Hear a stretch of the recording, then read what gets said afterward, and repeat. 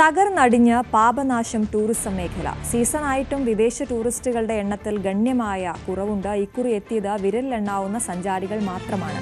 Season മുന്നിൽ കണ്ട് പാപനാശം തീരത്ത് കച്ചവട സ്ഥാപനങ്ങൾ തുടങ്ങിയവരും റിസോർട്ട് ഉടമകളും വലിയ പ്രതിസന്ധിയിലാണ്.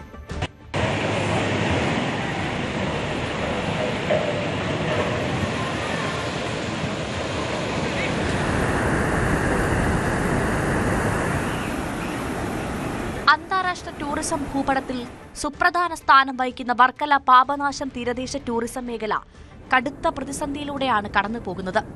വിദേശ സഞ്ചാരികളെ ഏറെ ആകർഷിച്ചിരുന്ന ക്ലിഫിലേക്ക് ഇത്തവണ വൻ നിക്ഷേപം നടത്തി കച്ചവട സ്ഥാപനങ്ങൾ ആരംഭിച്ച ചെറുകിട ഇടത്തരം വ്യാപാരികളെയാണ് ഇത് കടുത്ത പ്രതിസന്ധിയിലാക്കിയത്.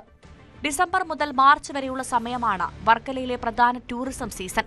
പ്രതീക്ഷിച്ച വരുമാനമില്ലാതായതോടെ പ്രവർത്തന ചെലവ് പോലും കണ്ടെത്താൻ കഴിയാത്ത അവസ്ഥയിലാണ് ഭൂരിഭാഗം വ്യാപാരികളും.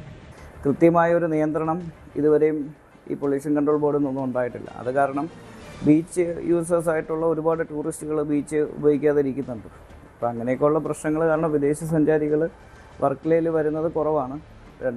പിന്നെ അതുപോലെ സീസൺ കാലം ഇവിടെ ഒരു നിശ്ചിത റേറ്റുകൾ ഒരു സ്ഥാപനങ്ങളായിട്ടും അതുപോലെ തന്നെ അതിനൊരു നിശ്ചിത റേറ്റോ അത് നിയന്ത്രിക്കാനുള്ള സംവിധാനങ്ങളോ ഒന്നുമില്ല. വർക്കലയിലെ ഈ പ്രതിസന്ധിക്ക് കാരണമായി നാട്ടുകാരും ടൂറിസം വിദഗ്ധരും ചൂണ്ടിക്കാട്ടുന്നത് ആഭ്യന്തര ടൂറിസ്റ്റുകളുടെ വർധനവാണ്. പഴയ കാലങ്ങളിൽ വിദേശ വിനോദസഞ്ചാരികളായിരുന്നു വർക്കലയിലെ പ്രധാന ആകർഷണം. എന്നാൽ നിലവിൽ കേരളത്തിന്റെ അയൽ സംസ്ഥാനങ്ങളിൽ നിന്നുമുള്ള ആഭ്യന്തര ടൂറിസ്റ്റുകളാണ് കൂടുതലായി എത്തുന്നത്.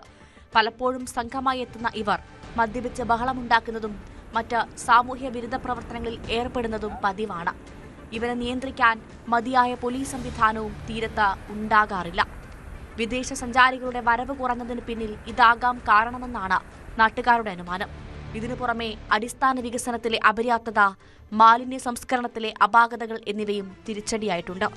ന്യൂസ് 18 തിരുവനന്തപുരം.